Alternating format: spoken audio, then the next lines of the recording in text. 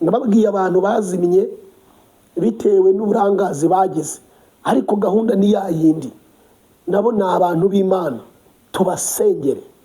Imana izatanga ibitambo, izatanga ibitambo bizapfa ku bwawe.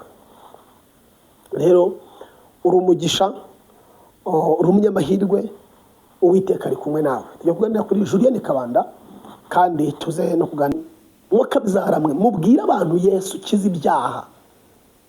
Yamaze gukiza ibyaha ahita kiza na bwa bukene na yakagahinda na bya bibazo na bwa bukene. Ariko twizeye Imana. Cyazanye Yesu se urimo uracyumva? Julienne Kabanda icyo ari kuzira n'abadayimoni bakamurwanya, n'abantu bamurwanya mu buryo bwo gusenga, badashaka yuko ashobora kuba yabona yakomeza gusenga kugira ngo agere kuri cya gisubizo cye Imana ishaka. Satani ari kwitambika, ariko rege ngo babwire ngo tureba abagore bareba bajya badukorera ifilime bagahisha tipe yari myatu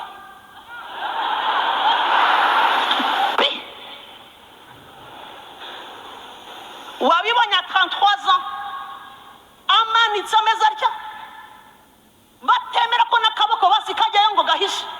Ese ubundi ari buhishe imbere inyuma hejuru? Icyo ushatse mu rurimi ushatse. Ubu indimi zose z'isi nta rindi jambo rihari uyu munsi barimo baravuga igikorwa cyabaye imyaka ibihumbi n'ibihumbi n'ibihumbi n'ibihumbi. Uyu rero Julienne Kabanda, Satani icyo yashakaga kugira ngo amanze amubabaze.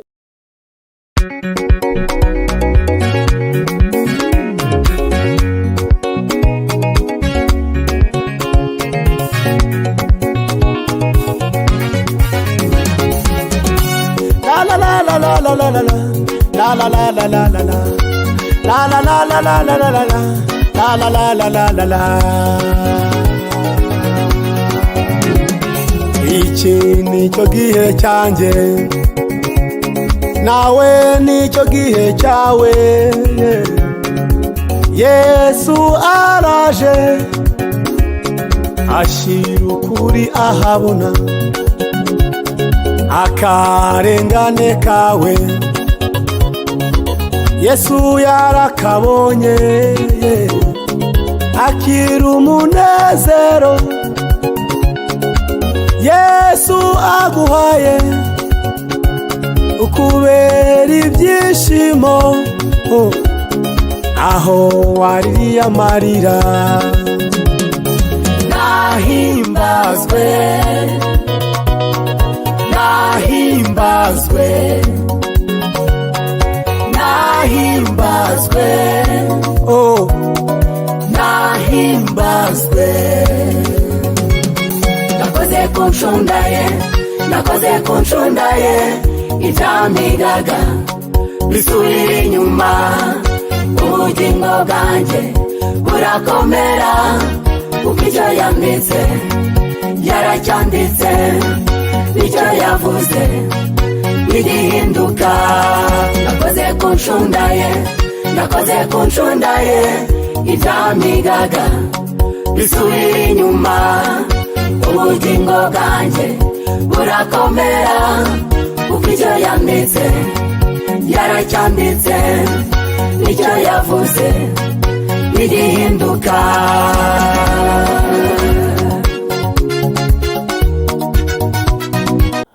Shalom shalom, reka mbifurize ibihe byiza, amahoro y'Imana nyagasani gukomeza kubana nawe. Ndagusuje aho uherereye hose mu Rwanda ndetse n'Igota Masimbi. Imana iguhereze umugisha, wahisemo neza gukora subscribe kujwi ry'amahoro, winjiye mu muryango mugari. Ijambo ry'Imana isanamitima impuguro, warakoze cyane. Rero ndabashimiye mwe mwamaze guhitamo umuryango nk'uyu nguyu. Tujye kuganira. Mbere ko tuganira rero, reka tubanze dusenga Imana kugira ngo Imana ize kuyobora ikiganiro cyacu dutangira, kandi turasoje kugira ngo Imana ikomeze gukora iby'imbaraga ndetse no gukora ibidasanzwe. Uyu mwanya Uwiteka ari kumwe nawe, kandi arakora ibintu bikomeye ndetse arakora ibintu bihambaye birenze ubwenge bwacu cyangwa se birenze intekerezo zawe. Uwiteka Imana nyiringa bari kumwe natwe kandi arakora ibidasanzwe. Mana mu izina rya Yesu rero kandi urakiranuka ufite ubutwari bwinshi n'ubushobozi ntawuhanye nawe mu isi no mu ijuru. Umugisha ku bantu bawe kandi umuntu wese uri bufungure iki kiganiro akagisoza umugisha. Barakoze kuri abikorana mu izina rya Yesu. Amen. Tumaze igihe kitari gitoya tuganira kandi dukomeje kuvuga imbaraga z'Imana ndetse n'ubutabazi bw'Imana. Uyu munsi wa none urimo uraca mu bintu bitoroshye bidasanzwe, ariko mu ijuru hari Imana ishoboye byose, ifite ubutwari bwinshi ndetse ifite ubushobozi.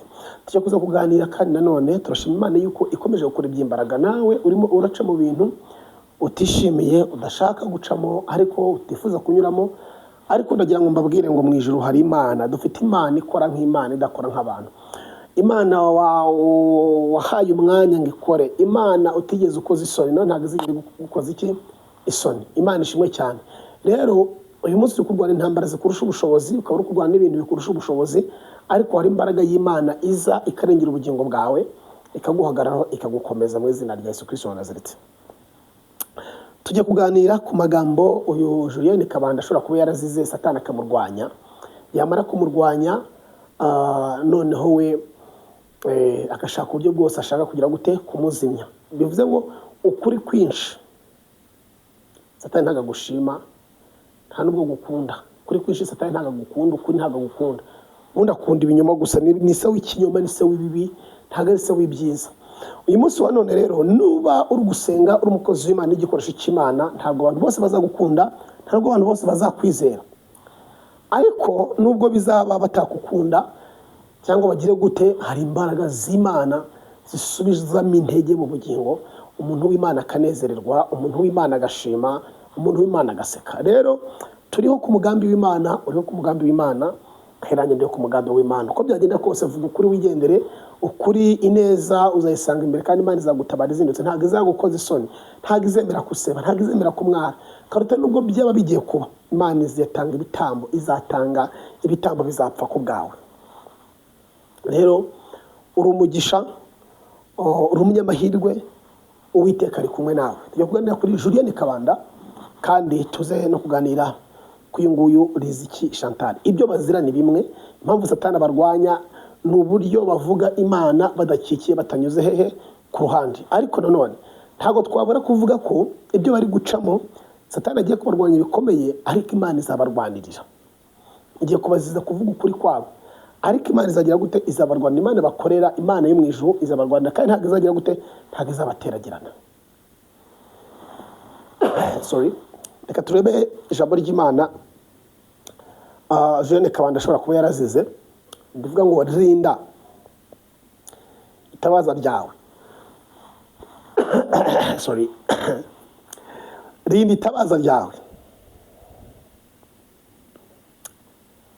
Turebe ijambo y'Imana ashobora kuba yarazize.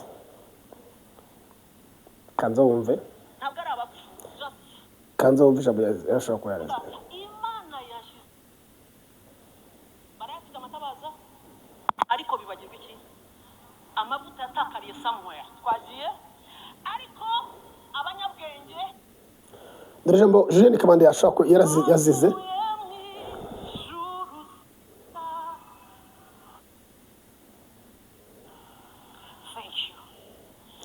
Twagiye. Imana yashyize ijambo ku mutima.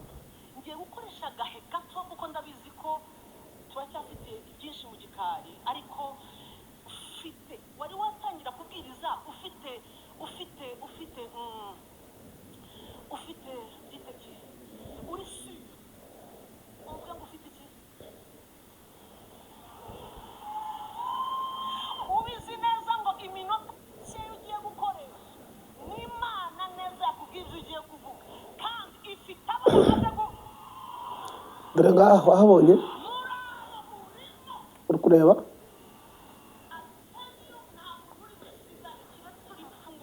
dore ikintu yazize, sinzi mba muri kubabona neza.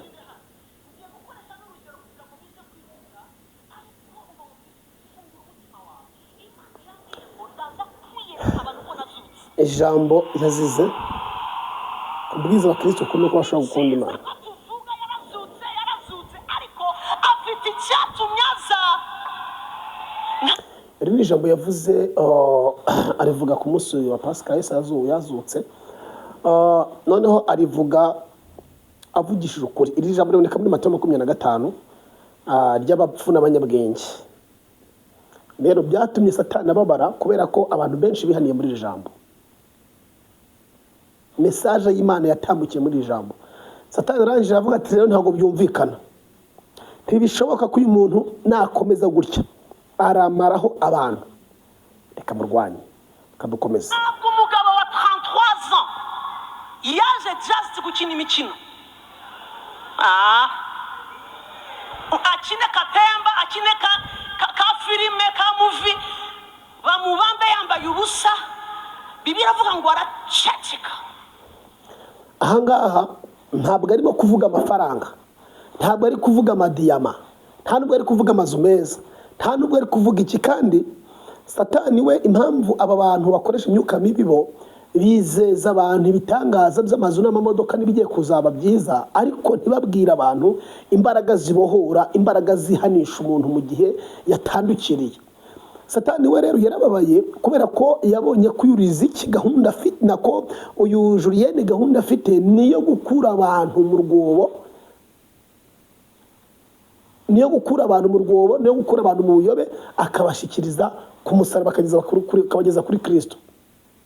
Niyo mpamvu rero abadayimoni bafushe bikomeye, baravuga ati tugomba kumurwanya kugira ngo atazakomeza gutambutsa ivuga butumwa ryiza nk'iri ngiri yatambutse.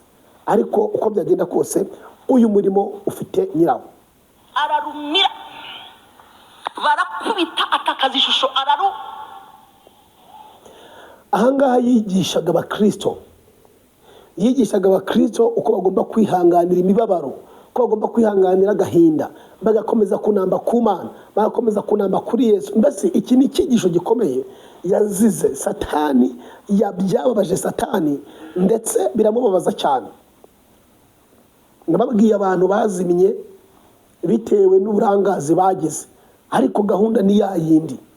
Nabo ni abantu b'Imana, tubasengere. Ndaza kubabwira abantu tugomba gukomeza gusengera, tubasengere mu izina rya Yesu. Azishusho Bible twibiri banga ahantu ikavuga ngo yihanganiye umusaraba, ngo kubera ibyishimo yabonaga byamushyizwe imbere. Umva, ntiyita ku isoni zawo. Uzi ko bamubambaga, bakubitaga atareba isoni zawo, ahubwo amaso yamwereka twebwe uyu mugoroba twicaye hano. Yabonaga abashinwa baririmba urera uri mwiza mu kirimi cyabo, bashyirireho hini ubufunwe kandi mugize ngo ntacyo nzi, tuzabisubiramo ejo. Akabona abakongomani baririmba mu kirimi cyabo, nzambe aza malamu suko se, abaswahili mu kirimi cyabo bavuga ngo Mungu yu mwema, abanyarwanda tuvuga ngo vuga icyo ushatse mu rurimi ushatsemo. Ubu indimi zose z'isi nta rindi jambo rihari uyu munsi, barimo baravuga igikorwa cyabaye imyaka ibihumbi n'ibihumbi n'ibihumbi n'ibihumbi. Uyu rero Julienne Kabanda, Satani icyo yashakaga kugira ngo amanze amubabaze, amanze amutesha agaciro, abanze amugushe, abanze azana abajenti ibikoresho bya Satani bize bimutesha agaciro, bimubabaze mu buryo bw'ijambo ry'Imana, mu buryo bwo kuvuga ijambo ry'Imana. Ariko njya nkunda kuvuga ngo nyiri umurimo arahari, kandi ubwo umwami Imana ari mu ruhande rwacu, umubishe wacu ntaho yamenera, ntaho yaturuka. Imana irihagije. Julienne Kabanda n'amasengesho akomeye y'impuruza kugira ngo Imana imushyigikire. Ari gukora live, Imana imushyigikire, Imana imwambike imbaraga, kandi Imana imukomeze. Biragoye muri iki gihe mu birebe abapasiteri bari gutinya kuvuga ku mbaraga zikiza icyaha, indwara y'umutima, imbaraga zibohora umunyabyaha akagira ubuzima akinjira. Twabwiriza ijambo ribohora ugasanga abantu babifashe nabi, ariko kamabwira ijambo rirabohora kandi ijambo rirakiza. Twizera ko Imana ikora byose, Imana ikora byose. Uyu munsi nagusengera Imana igakora iby'imbaraga, Imana igakora ibidasanzwe, ugakira rwose. Ariko by'umwihariko ubugingo bwawe ari ushobora ko Imana ibuhishe, ari ushobora ko burinzwe n'Uwiteka. Buriya kuba wasenga ugasubizwa, cyangwa se kuba wasenga ntusubizwe ako kanya, si igisobanuro cy'uko uri mu byaha, si igisobanuro cy'uko Imana itakumva, si igisobanuro cy'uko Imana itakuzi. Ahubwo iby'Imana birya abarambirije, kandi abarambirije baba bari gusenga. Iby'Imana birya abarambirije, abarambiwe batashe. Unyemerera wandika muri komanteri n'icyo uzi kuri Julienne. Gusa Mwuka w'Imana yabwiye ngo tumusengere bikomeye. N'icyo uzi kuri Julienne, cyiza cyangwa se kibi, ariko Imana iramuzi.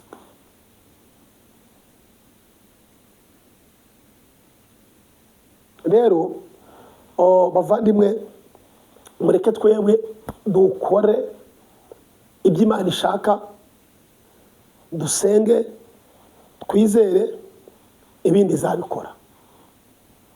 Aba bantu bakoresha imbaraga z'umwijima barakataje, ariko natwe dusenga Imana, mureke dukataze. Kandi ikindi tubasengere, nabo ni abantu b'Imana, bakeneye kubohoka, bakeneye kugira ngo izo mbaraga z'umwijima zibarekure, bakeneye kugira ngo izo mbaraga z'umwijima zibaveho, bakeneye kugira ngo izo mbaraga z'umwijima zitandukanye nabo. Aba bantu iyo bagusengeye, dore ibimenyetso bibiri by'aba bantu. Iyo aba bantu bagusengeye, icya mbere, iyo uri umunyabyaha uba umupagani kurushaho, ntabwo uva mu byaha.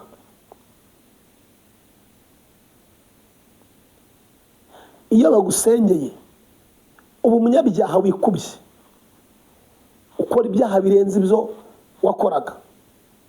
Uzarebe aho Jack yabatirijwe, aho Brian yabatirijwe, cyangwa se babatijwe situbazi, ariko muzarebe banumva ngo barabatijwe, ariko bakimara kujya mu mazi nta kintu mvuze. Rero niyo mpamvu ibi by'Imana, inzira y'umusaraba, uku gusenga kwacu twavuze tujye dukora, kukwiringira Imana ntabwo bisaba ni ukumanza kumenya neza ikirere urimo icyo ari cyo. Iyo bagusengeye uba umusazi w'ibyaha kuruta uko wari umeze utarabatizwa. Sibyo? Ntabwo mubizi?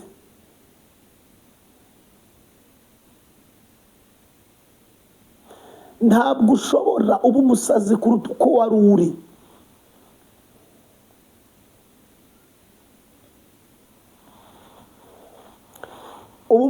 Umva gusengerwa n'abantu bafite imbaraga z'umwijima, uhinduka mubi kuruta uko wari uri. Kuko icya mbere uba watanze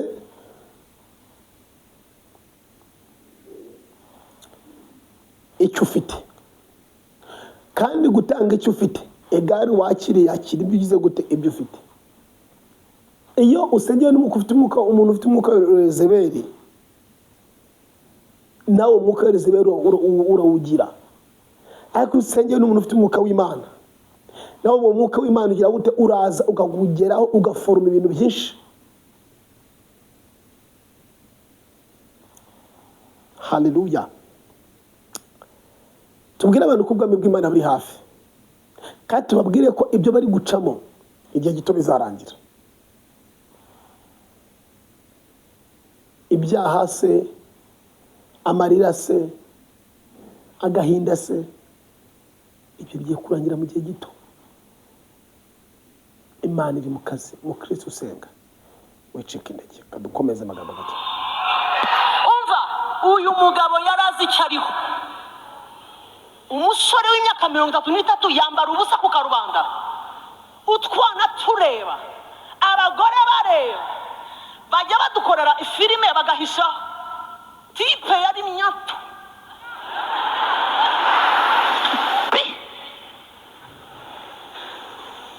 Wabibonye 33 ans amanitse ameza atya, batemera ko n'akaboko basi kajyayo ngo gahishe. Ese ubundi ari buhishe imbere, inyuma, hejuru? Aremera isoni, yarazi icyo ariho. Ntabwo yari filime yamuzanye. Munyemerera iminota mike, ntabwo yaje kutwereka akantu gusa itava hano. Yarazi icyo ariho. Urabona nyine, urumva umuntu uvuga kuri Yesu aramuvuga, ntabwo ari kumuvuga gutyo gusa pare ku munwa gusa, no mu mutima urumva ko birimo. Rero mubwira abantu Yesu, icyazanye Yesu, misiyo ya Yesu ni yihe? Kuko Imana yakunze abari mwisi cyane, Yohana 3:16, byatumye itanga umwana we w'ikinege kugira ngo umwizera wese atagira gute, atarimbuka, aho kabwa ubugingo bwe buhoraho, aho kabwa ubugingo buhoraho. Uyu Yesu ntabwo yamanutse, ntabwo yaje gutyo gusa, ntabwo yaje nk'impanuka, aho ko yaje gukiza wowe, yaje gukiza njyewe. Wowe ukoresha imyuka mibi, yaje aje kugukiza. Mwemerere akuyobora aho uherereye hose. Urabyumva? Aho uherereye hose. Ushize navuze ngo Papa King akoresha imyuka mibi ikiguri, mane vuga akoresha imyuka mibi ikiguri, nge ndabivuga gutya. Prophet Fiston mukoresha imyuka mibi, nabo musengeye kugira ngo babe bazima mu buryo bw'umwuka, barapfa. Abo bantu wowe wazihiye iki? Wandika muri comment. Ubazihiye iki? Wandika muri commentaire. Bakoresha imyuka mibi. Ndakubwiza ukuri. Niyo mpamvu mwakabyaramwe mubwira abantu Yesu kiza ibyaha. Yamaze gukiza ibyaha, ahita akiza na bwa bukene na yakagahinda na bya bibazo na bwa bukene. Ariko twizeye Imana. Cyazanye Yesu se uri muracyumva? Julienne Kabandi icyo ari kuzira n'abadayimoni bakamurwanya, n'abantu bamurwanya mu buryo bwo gusenga, badashaka yuko ashobora kuba yabona yakomeza gusenga kugira ngo agere kuri cya gisubizo cye Imana ishaka. Satani ari kwitambika, ariko rege ngo babwire ngo Imana ifite imbaraga kuruta biriya byose. Twumva amagambo akomeye yavuze. Hari uwo yari afite muri we, hari icyo yarebaga agomba gutsinda kitazagutsinda. Hari icyo yari afite, Bibiliya iri clear, yabaye icyaha kugira ngo twe dukiranuke. Ngo ibyo bisebe, iyo mibyimba ye ngo yarakubiswa atakaza ishusho kugira ngo twebwe dukire iki? Ambwira neza ngo dukire indwara. Mabasomere uzi ko muri iyi ndwara zikwigizaho nkana, hari uwazi tangiye igiciro. Mbwira nkubwira ibintu bigera kuri 14 nanditse uyu munsi. Bibiliya ivuga iyo ufite byatumye aceceka, arihangana yambara ubusara kubitwa kugeza azamuye amaboko aravuga ngo byose zamurijwe.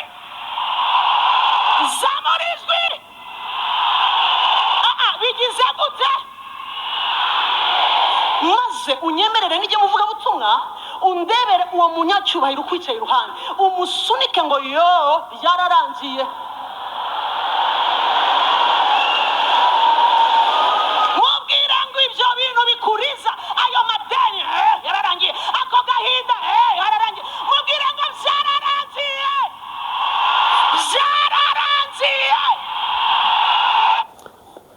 Agaciro ko kuvuga kuri Kristo.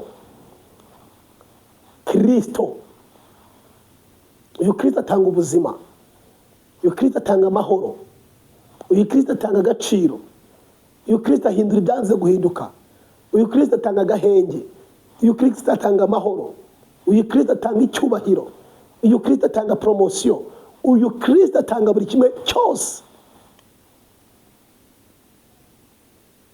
mwaba hanuzi mwe turabasengera nubwo mukoresha imyuka mibi namwe simwe bagaza umwijima zabarushije zirabakontorora ko dufite Imana iri hejuru y'ibyo byose. Dufite Imana iri hejuru y'ibyo byose itanga imbaraga, igatanga agaciro, igatanga ubuzima, igahindura ibyanze guhinduka, igakora byinshi. Kristo abaruhure, muze mumfashe dusengere Julienne,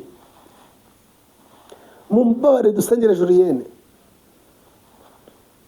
Icyo ari kuzira ni iki? Ariko Imana niyo kwizerwa. Uyuriza iki Chantal icyo bazira?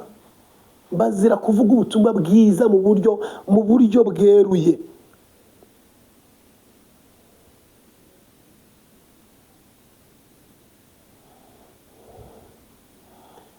Urumva?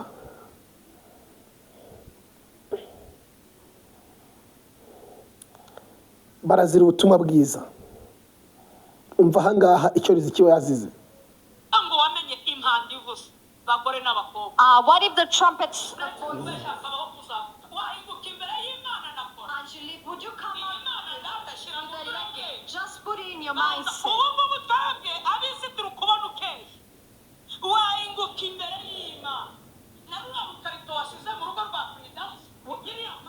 Would you go back, or would you go to God with that carton of condom? Would you go to the Lord and start Urabona ko ahangaha would you sit this way unto the Lord? The ikintu holy place bazize. of the Lord. Hallelujah.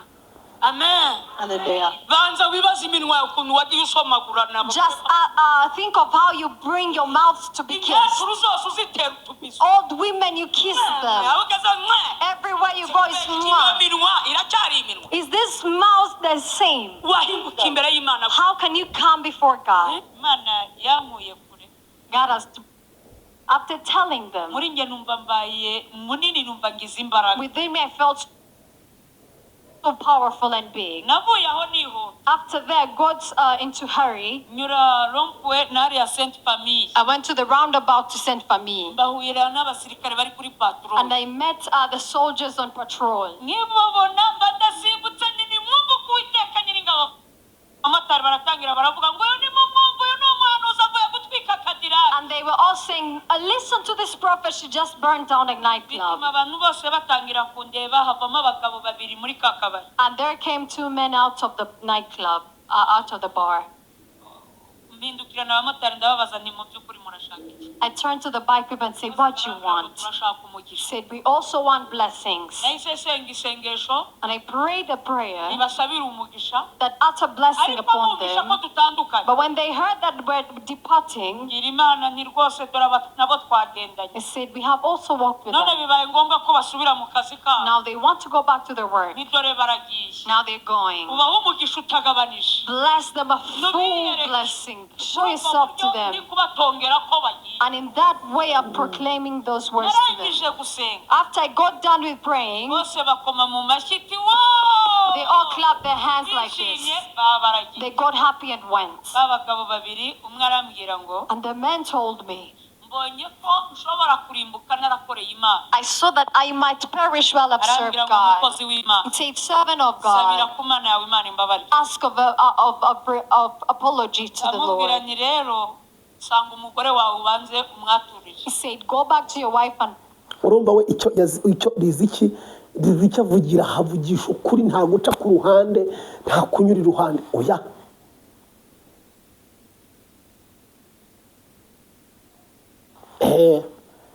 urabyumva? Wabyumvise? Riziki icyo Satani amurwanyiriza, icyo Satani amuhigira ni ukuri akoresha. Abakozi b'Imana impamvu Satani abanga bakarwanwa n'abandi bakozi b'Imana ni ukuri bakoresha kubohora abantu, kubavana mu byaha. Ariko turafite Imana igikora iby'imbaraga, karengera ibigomba kurengera, gaha agaciro bigomba guha agaciro, nihimbazwe. Rero uyu Riziki Chantal dukomeze tumusengere, bagiye guca mu bintu bikomeye mu buryo bw'umwuka wera, si mu buryo bw'umubiri. Buri buryo bw'umubiri ushobora kuba umeze neza, ariko mu mwuka ukarwanwa n'ibitero bitandukanye. niyo mpamvu bavuga ngo tugomba kubasengera kugira ngo Imana ibatabare izindutse.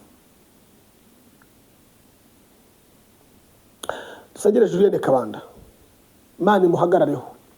Satani kumurwanya cyane, abakozi b'Imana bakamurwanya bwihishwa, ariko turafite Imana igitanga agahenge, gatanga guseka no kunezerwa, kandi ibyo Imana yagambiriye ku muntu wayo akabikora imukoresheje. Kadusenga Imana. Mana mu izina rya Yesu, urera kandi urakiranuka, ufite ubutwari n'ubushobozi, urera mwami. Dusengeye Julienne Kabanda, Riziki Chantal ndetse n'abandi. Mu izina rya Yesu, nubwo wakoresha imyuka mibi, ariko turasenze ngo bafashe imyuka mibi barekure. Baha umutima wo kuzinukwa, bo kutazongera gukoresha imyuka mibi. Mu izina rya Yesu Kristo.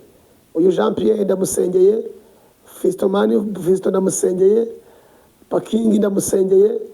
Umwami ubaye gutandukanya ziriya mbaraga z'umwijima bakoresha z'abagizi babata, ziriya mbaraga z'abadayimoni, ziriya mbaraga za Satani bakoresha zibacike. Ubaha imbaraga zo kugira ngo babireke, bamenye batumbire ku musaraba. Yo Kristo urakoze.